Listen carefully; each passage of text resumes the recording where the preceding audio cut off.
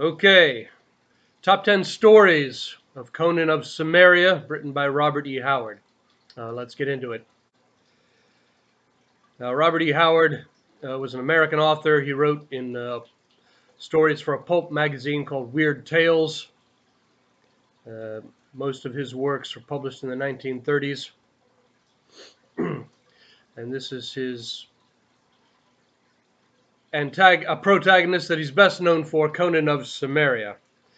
Honorable mention is Rogues in the House.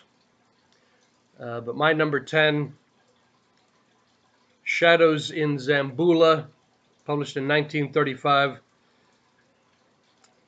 Also titled The Man-Eaters of Zambula. I like this one better than Rogues in the House. I know I'm in the minority here, but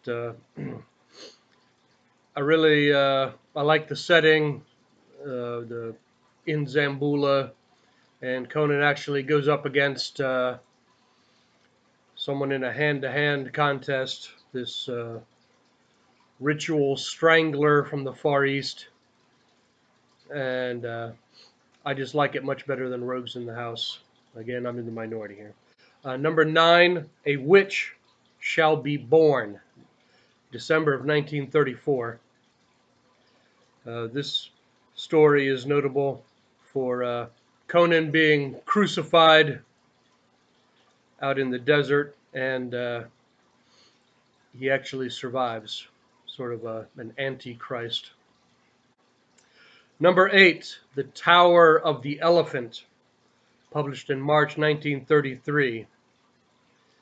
I know a lot of people have this rated higher than me. For me, it's okay.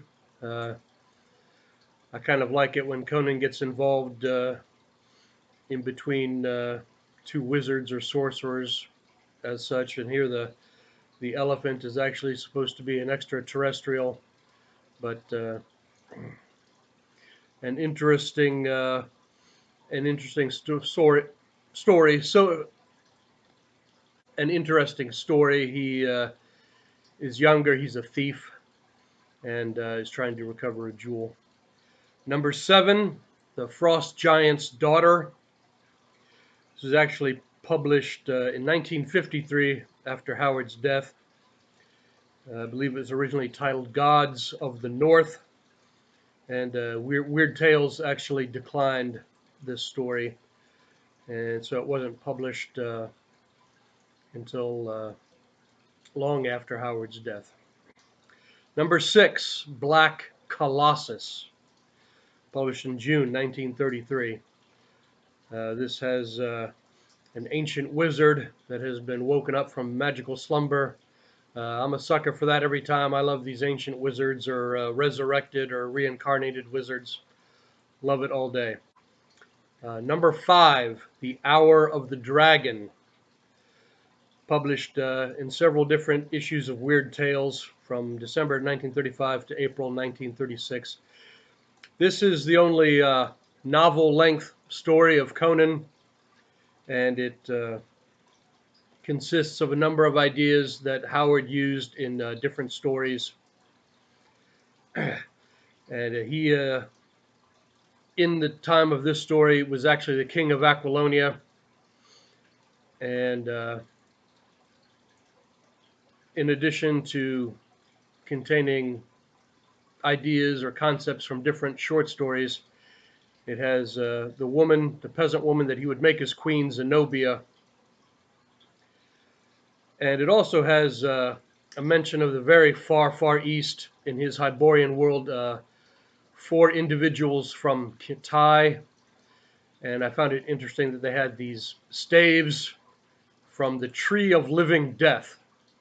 And you never hear about that again before or after, but I thought it was so interesting, the Tree of Living Death, and if you got hit from one of these staves, it would kill you. Kind of a nice idea, but we never hear about it again. Number 4, Red Nails, published in July, September, and October of 1936. This is where we meet Valeria, a female companion that is actually a fighter herself. Most of the women in Conan stories were damsels in distress, but here Valeria is actually a fighter that can fight alongside Conan, and they come across a lost city deep in the jungles, and has one of the better ideas or concepts for a Conan story. Number three, Queen of the Black Coast, published in May 1934. Conan meets the pirate queen, Belit, and they go looking for treasure in ancient ruins. And Belit is much loved by many Conan fans, understandably.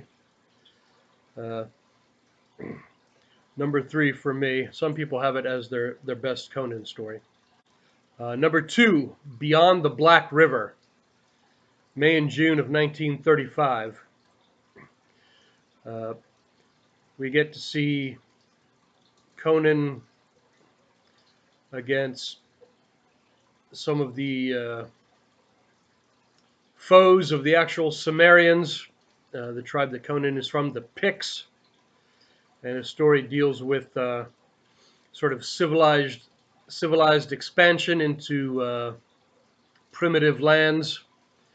Uh, I believe Robert E. Howard was very fond of Native Americans and some of the troubles they had, and you could see this as a critique of American expansion into the lands of the Native Americans. Number one, my favorite Conan story of all time, The People of the Black Circle, September, October, and November of 1934. Here, Conan travels to the far land of Vendia, sort of his idea of India, ancient India, and Conan faces off against the Black Seers of Yimsha. Uh, I love everything about this. I love the setting, like ancient India or Vendia, and the mountain fortress with sorcerers in it. I love everything about it. So those are my top 10 Conan stories.